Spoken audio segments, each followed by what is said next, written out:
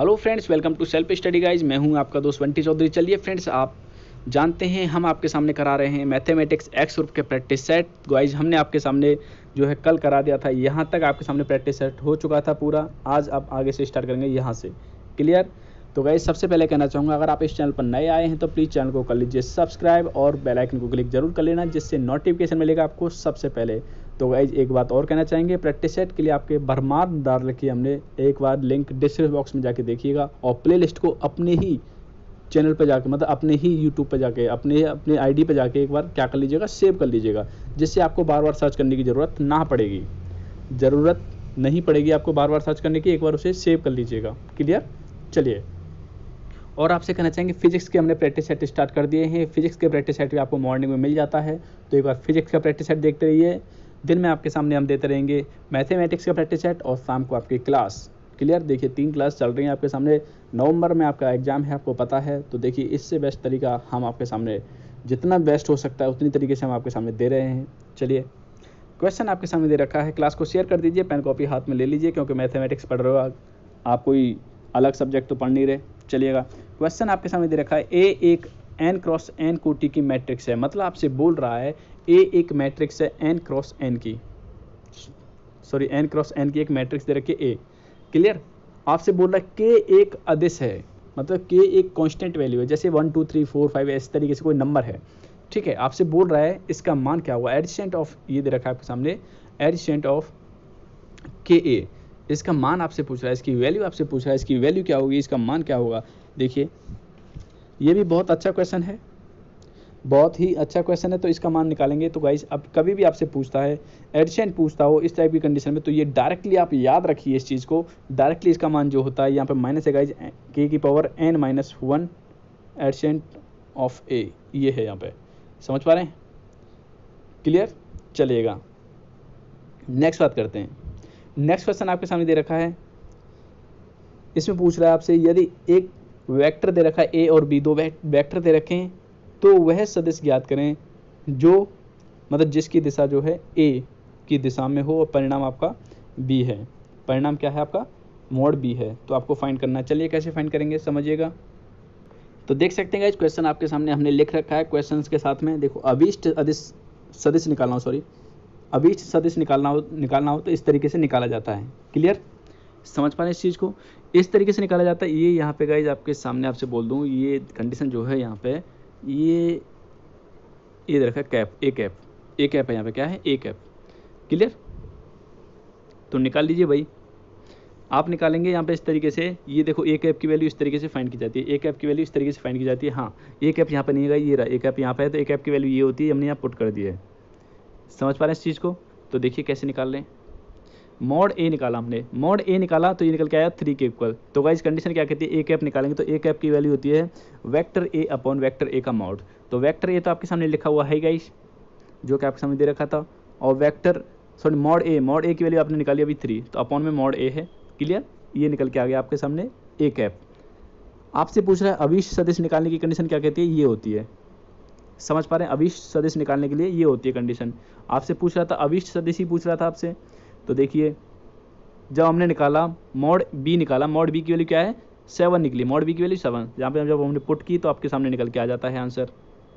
तो भाई यहाँ पे जो आपका आंसर होगा ऑप्शन नंबर सी जो है यहाँ पे करेक्ट होगा। उम्मीद करता हूँ समझ में आ रहा होगा। देखिए पूरी तरह से हम आपके सामने एक्सप्लेन करने की पूरी कोशिश करते हैं कि आपको समझ में आए। चलिए, अगर नेक्स्ट क्वेश्चन आपके सामने दे रखा है, आपसे बोल रहा है सेक इनवर्स, आपके सामने कंडीशन दे दी है, सेक इनवर्स का एक्स की वैल्यू दे रखी है, एक्स इक्वल टू -1/3 पर √1 + 3x के सापेक्ष अवकलन क्या होगा। देखिए बहुत ही टफ क्वेश्चन लग रहा है देखने से। तो देखिए गाइस, क्वेश्चन आपके सामने लिखा हुआ है, आपसे बोल रहा है, ये दे रखा था कंडीशन, हमने क्वेश्चन लिख लिया है। चलिए अब मैं क्या कर रहा हूँ, यहाँ पे कुछ अपनी तरफ से लेट करना है मुझे। जो मुझे लेट करना है, देखो इस टाइप के क्वेश्चन जो है बहुत टाइम खाते हैं, बहुत टाइम लग जाता है इस क्वेश्चन में, बहुत रेयर चांस होते हैं ऐसे टाइप के क्वेश्चन मिलते हैं। चलिए, क्वेश्चन दे रखा है, ये हमने क्या कर लिया, हमने मान लिया x इक्वल टू मान लिया cos थीटा। अब क्यों माना है? क्योंकि भाई इसमें सॉल्व करने के लिए ऐसे लेट करना पड़ता है अपनी तरफ से, इस तरीके से लेट कर लिया। आपने 12th क्लास में पढ़े होंगे, आपके सामने इंटीग्रेशन डिफरेंशिएशन आपने बहुत पढ़े होंगे, तो वहाँ पे लेट किया होगा अपनी तरफ से, तो वही कंडीशन लगाएंगे यहाँ पे हम। क्योंकि भाई देखो कुछ तरीके ऐसे हैं जिनका शॉर्ट फॉर्म नहीं है भाई, कुछ चीज़ें ऐसी हैं जिनका शॉर्ट तरीका नहीं है। या तो आप रट लो भाई शॉर्ट तरीका के चक्कर में, या फिर आप उन्हें करना सीख लो। करना बेटर इसलिए है कि आपके सामने अगर वो क्वेश्चन नहीं आया, उसी टाइप का दूसरा आ गया, तब रटने वाला तो रह गया ना। इस तरीके से आपसे बोलना चाहूँगा कि आप उसे करने की कोशिश करिए सॉल्व। चलिएगा, यहाँ हमने जैसे पुट किया तो रखने के बाद आप जानते हैं ये फॉर्मूला बनता है किसका, cos टू थीटा का। तो cos टू थीटा यहाँ आ गया, देख सकते हैं, इसे बोल देंगे sec टू थीटा, या फिर निकल गया sec से sec कट गया, तो देखिए यहाँ बचा 2 थीटा। तो 2 यहीं कहीं है, थीटा के लिए यहाँ से निकालेंगे तो क्या निकल के आएगी, cos inverse x। cos inverse x मतलब ये आ गया y की वैल्यू। ये क्या निकल के आ गया, y की वैल्यू आपके सामने निकल के आ गई इस तरीके से। अब इसका क्या करना था, अवकलन करना है भाई। क्या करना है, अवकलन करना है, तो कर दे भैया अवकलन। तो अवकलन करने पर ये हमने निकाला, अवकलन किया हमें, उसने बोला था इसके सापेक्ष, मतलब इसका अवकलन इसके सापेक्ष करना है। चलिए पहले हमने y का कर दिया किसके साथ में, x के सापेक्ष में। कर दो भाई y का x के सापेक्ष में, क्या तो निकल के क्या आता है, ये निकल के आ गया आपके सामने इक्वेशन फर्स्ट। अब हमने क्या किया है, अब हमने z, जो उसको क्या मान लिया, दूसरे वाले को z मान लिया। ऐसे मान लेते हैं ना दो फंक्शन एक तरह से, तो z मान लिया, इसका भी हमने x के रेस्पेक्ट में किया, तो ये निकल के आया इक्वेशन फर्स्ट, ये रहा सेकंड, ये रहा। ठीक है, अब हमने यहाँ क्या किया, इक्वेशन फर्स्ट को डिवाइड कर दिया है, इक्वेशन सेकंड से डिवाइड किया है। डिवाइड करने के बाद कंडीशन आती है ये निकल के आपके पास। जब इसको सॉल्व किया तो सॉल्व करने के बाद कंडीशन आ गई आपके सामने ये, और उसने बोला था x इक्वल टू -1/3 कर दीजिए वही पुट इसमें जहाँ x दे रखा है वहाँ पे। जब जैसे ही आप वैल्यू पुट करेंगे x की 1 पुट करेंगे x की वैल्यू, तो आपके सामने निकल के आएगा आंसर इसका 0। तो देखिए कितना बेहतरीन क्वेश्चन था, और हमने लाजवाब तरीके से आपके सामने सॉल्व करा दिया है। उम्मीद करता हूँ समझ में आया होगा। कमेंट करके ज़रूर बताइए कैसा लग रहा है वीडियो। तो फ्रेंड्स आप तो ये बोलेंगे, कुछ फ्रेंड्स तो ये बोलेंगे कि यहाँ पे भाई आपने सॉल्व पहले, भाई सॉल्व इसलिए कर रखा है क्योंकि भाई यहाँ पे स्क्रीन पे लिखने में दिक्कत होगी, और आपके सामने अगर वीडियो बनाता हूँ तो भाई आपको ये पता है कि आधे घंटे के अंदर इनको अच्छी तरह से एक्सप्लेन करके आपको समझाना, मतलब पूरी तरीके से लिख के समझाना, तो कितनी लंबी वीडियो बनेगी। एक ही प्रैक्टिस सेट आपका 4 दिन में ख़त्म होगा, मतलब 3 दिन से मिनिमम लगेंगे, 3 दिन तो लगे ही जाएंगे। क्लियर, तो मैंने इसलिए सॉल्व कर रखा है। ठीक है, आपको कोई समस्या रहती है कमेंट करके बताइए, हम आपके सामने जब बोर्ड पे क्लास लेते हैं तो वहाँ पे आपके सामने सॉल्व करने की कोशिश करके आपको पूरी तरह से बता देंगे।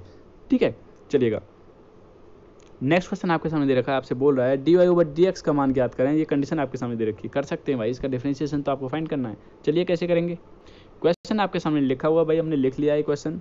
हमने क्या करना है, dy/dx फाइंड करना है, तो करते हैं dy/dx। चलो भाई करते हैं, x के रेस्पेक्ट में करेंगे, पूरे का डिफरेंशिएशन हमने किया, यहाँ पे डिफरेंशिएशन किया, तो कंडीशन इतना जानते हो। करने के बाद में आप देख सकते हैं यहाँ पे हमने क्या किया है, अब यहाँ पे जो dy/dx और dy/dx इनको एक साथ रख लिया, बाकी के इसको हम इधर लेके चले गए। यहाँ पे आप देख पा रहे हैं हमने 4 का मल्टीप्लाई किया तो ये आया 4ay यहाँ से, और ये हमने निकाल के इधर लेके चले गए, तो ये निकल के आया इस तरीके से। और dy/dx की कंडीशन हम सभी के सभी इधर लेके चले जाते हैं। क्लियर, अब यहाँ से देख सकते हैं 4 यहाँ भी कॉमन है, 4 यहाँ भी कॉमन है, तो 4 से 4 हमने काट दिए हैं दोनों। क्लियर, अब देखो ये कंडीशन आपके सामने निकल के आ जाती है। ये यहाँ पे उसने पूछा था dy/dx, तो dy/dx आपका निकल के आ गया भाई। तीसरी लाइन में आपका आंसर निकल के आ गया भाई। देखिए तो आपका आंसर कौन सा होगा, ओवर कॉन्फिडेंस में मत जाइएगा भाई, कहीं आप पहुँच जाए इस जगह पे, ये ऑप्शन नहीं होगा आपका, ऑप्शन होगा ऑप्शन नंबर बी, क्योंकि हमारे पास x की पावर q था। बस इतना माइनर सा चेंज दे रखा है, यहाँ पे स्क्वायर दे रखा है, यहाँ पे x की पावर q है, बस इतना ही चेंज है, बाकी का पूरा एज इट इज है, देख पा रहे हैं आप। चलिए नेक्स्ट क्वेश्चन आपके सामने दे रखा है, आपसे बोल रखा है लॉग के अंदर दे रखा है a-b 10x upon a + b 10x। आपसे पूछ रहा है का x के प्रति अवकलन, मतलब x के सापेक्ष में आपको अवकलन करना है, तो क्या निकल के आएगा। अवकलन का मतलब होता है इसका डिफरेंशिएशन करना है, तो करिए।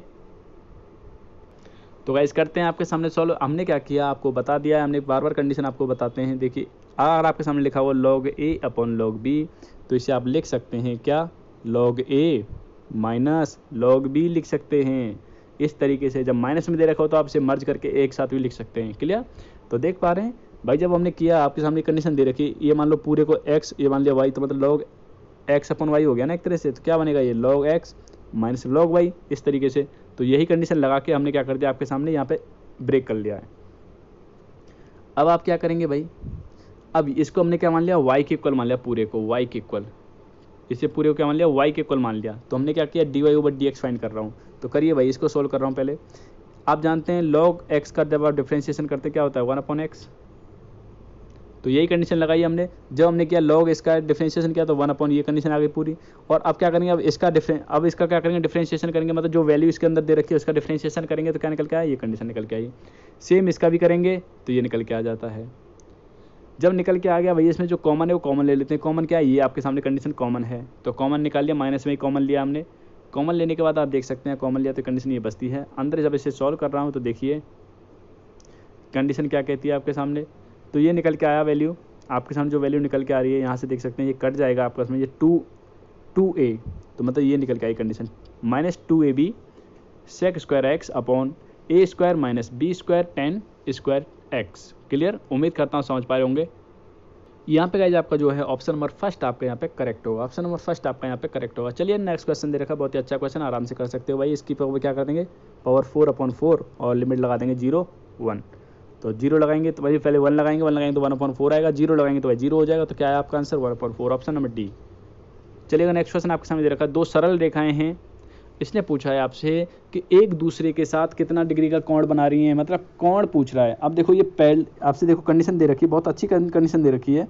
आपसे पूछा है ये सरल रेखाएं पैरेलल हैं, लंबवत हैं या 45 डिग्री एंगल पे हैं या इनमें से कोई नहीं है। मतलब एक तरह से चौथा ऑप्शन भी तो इसमें होगा कोई, इनमें से कोई नहीं। तो देखिए गाइस, मैं आपको कहना चाहूँगा स्ट्रेट लाइन के मैंने अभी ही आपके सामने जो टॉपिक चल रहा है स्ट्रेट लाइन, तो एक बार वीडियो देख लीजिए, फ़ायदे में रहेंगे, क्योंकि आपके सामने स्ट्रेट लाइन पूरी तरह से क्लियर हो जाएगी। मतलब आपको लाइन का कोई भी क्वेश्चन ऐसा नहीं मिलेगा जो आप ना कर पाएँ। चलिएगा कैसे करेंगे सॉल्व देखते हैं। तो देख सकते हैं गाइज, आपको बता दूं, ये एक क्वेश्चन दे रखी है आपके सामने दोनों। उसने पूछा एक दूसरे के लंबवत हैं, समांतर हैं या मतलब किस टाइप की हैं। हमने क्या किया, एक तो तरीका हमारा क्या कहता है समझिएगा, एक तरीका क्या कहता है, हम ऐसा करें mx + c की फॉर्म में बना लें सभी इन इक्वेशनों को। बना लिया हमने, देखो यहाँ पे mx + c की फॉर्म में बना लिया हमने। और ये इक्वेशन मतलब इस इक्वेशन की फॉर्म में होता है। तो m निकाला, m1 यहाँ से निकला और m2 यहाँ से निकल गया। अगर इन दोनों का प्रोडक्ट करने पर, अगर m1 × m2 कर रहा हूँ तो इनका प्रोडक्ट अगर -1 के इक्वल आ रहा है तो क्या होती है, लंबवत की कंडीशन दिखाती है। क्या होती है, परपेंडिकुलर की कंडीशन दिखाती हैं। अगर m1 = m2 आ रहा है तो भाई ये कंडीशन क्या दिखाती हैं, ये कंडीशन दिखाती हैं कि दोनों भुजाएं क्या हैं, दोनों रेखाएं क्या हैं, समांतर होंगी। समझ पा रहे हैं, जब ये दोनों इक्वल होंगी तो क्या होगा, समांतर की कंडीशन। अगर ये माइनस के इक्वल आता है इनका प्रोडक्ट तो क्या बोलते हैं, ये होता है लंबवत की कंडीशन।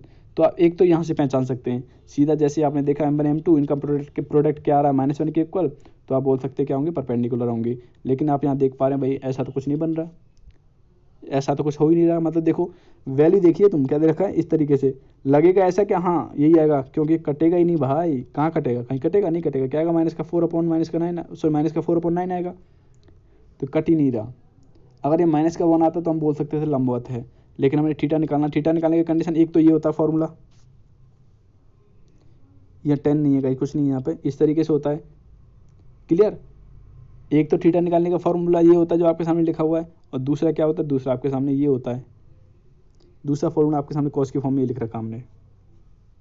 ठीक है, और a1 a2 b1 b2 c1 c2 ये क्या चीज़ें हैं, ये गाइज आपके सामने इस तरीके से, जैसे दो लाइन दे रखी हैं, a1x b1y + c1 = 0, ये कंडीशन ऐसे हैं, a2x b2y और c2 = ये 0, इस तरीके की हैं। तो आप देख सकते हैं भाई जो x के साथ में होता है वो कोएफिशिएंट क्या होता है, a होता है, और जो y के साथ में होता है वो कौन सा होता है, b होता है, और c तो आपके सामने कांस्टेंट है ही। क्लियर, देख लीजिए, जब हमने पुट किया वैल्यू निकाली, आपके सामने निकल के आती है आपके सामने cos θ = 27/31। तो क्या बोलेंगे गाइस ऐसी कंडीशन में कि इनमें से कोई नहीं, आपका ऑप्शन क्या होगा, इनमें से कोई नहीं। ठीक है, ना तो वही पैरेलल हैं।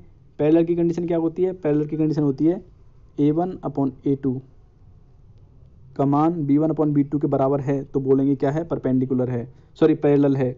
लेकिन c1/c2 नॉट इक्वल टू होना चाहिए, तभी क्या होगा, समांतर होंगी। लेकिन अगर ये भी इक्वल आ गया ना तो क्या होगा, संपाती की कंडीशन होती है, और जब कोई भी इक्वल ना आए तो उसे क्या बोलते हैं, प्रतिच्छेदी की कंडीशन। ठीक है, क्या होती है, प्रतिच्छेदी की कंडीशन होती है। क्लियर, समझ पा रहे होंगे इस बात को, तो भाई समझ रहे होंगे, अच्छी बात है। लेकिन यहाँ पे देखिए क्वेश्चन में क्या मिस्टेक है, इसमें अगर सॉल्व कर हो जाता है ये, तो मतलब ये -2 ने, इसके साथ में y होना चाहिए और 3 के साथ में x होना चाहिए, तब आप बोल सकते हैं परपेंडिकुलर की कंडीशन है। तब आप क्या बोलते हैं, परपेंडिकुलर की कंडीशन है। लेकिन भाई ऐसा कुछ दिया ही नहीं है, तो आप क्या बोलेंगे, इनमें से कोई नहीं, क्योंकि आपके पास आंसर कुछ और ही निकल के आ रहा है। चलिएगा नेक्स्ट क्वेश्चन आपके सामने दे रखा है, बेहतरीन क्वेश्चन है, बेहतरीन बच्चों के लिए। देखिएगा कैसे दे रखा है, आपके सामने दे रखा है, ये लिखा हुआ है cos A cos B plus sin A sin B। तो कंडीशन क्या कहती है, ये कहती है गाइस आपका सामने cos A माइनस बी का फॉर्मूला होता है, ये cos A माइनस बी का फॉर्मूला होता है। तो देख लीजिए भाई cos A माइनस बी मतलब cos 5 का वैल्यू cos 5 आएगा, क्या आएगा cos 5। नेक्स्ट क्वेश्चन दे रखा है, नेक्स्ट आपसे बोल रहा है कि एक 20√3 मीटर ऊंचे पेड़ की छाया की लंबाई 20 मीटर है, तो उसका कोण क्या होगा, उन्नतांश कोण क्या होगा, उसका एंगल पूछ रहा है भाई। आप जानते हैं भाई, जब उसने दे रखा है छाया की लंबाई दे रखी है, पेड़ की ऊंचाई दे रखी है, तो आप जानते हैं भाई tan थीटा इक्वल टू क्या होता है, लंब बट्टे आधार, मतलब परपेंडिकुलर अपॉन बेस होता है। तो परपेंडिकुलर मतलब इसकी ऊंचाई क्या दे रखी है भैया 20√3 और उसकी जो छाया की लंबाई कितनी दे रखी है, मतलब आधार क्या दे रखा है 20। तो 20 से 20 तो क्या निकल के आया tan थीटा इक्वल टू √3। तो tan थीटा इक्वल टू निकल के आया √3 और √3 किसकी वैल्यू होती है tan थीटा के अंदर, ये होती है tan 60 की वैल्यू, tan 60 की वैल्यू। तो आप समझ सकते हैं ऑप्शन नंबर सी आपका यहाँ पे करेक्ट होगा। तो गाइज उम्मीद करते हैं ये वीडियो आपको पसंद आया होगा। देखिए मैंने आपके सामने पूरी तरह से एक्सप्लेन करने की कोशिश की, आपको पूरी तरह से समझाने की। गाइज क्लास लेना ना भूलें, क्लास लिया करो, क्योंकि क्लास लेंगे आप जब टॉपिक वाइज तो आपको कंसेप्ट क्लियर होते जाएंगे, तो आपको यकीन मानिए आपका कितनी अच्छी तरीके से आप परफॉर्मेंस करते हैं जब आपका एग्जाम होगा तब। चलिएगा मिलते हैं आपसे नेक्स्ट वीडियो में, अभी लेते हैं आपसे विदा। Thank you friends, thank you so much. जय हिंद, जय भारत।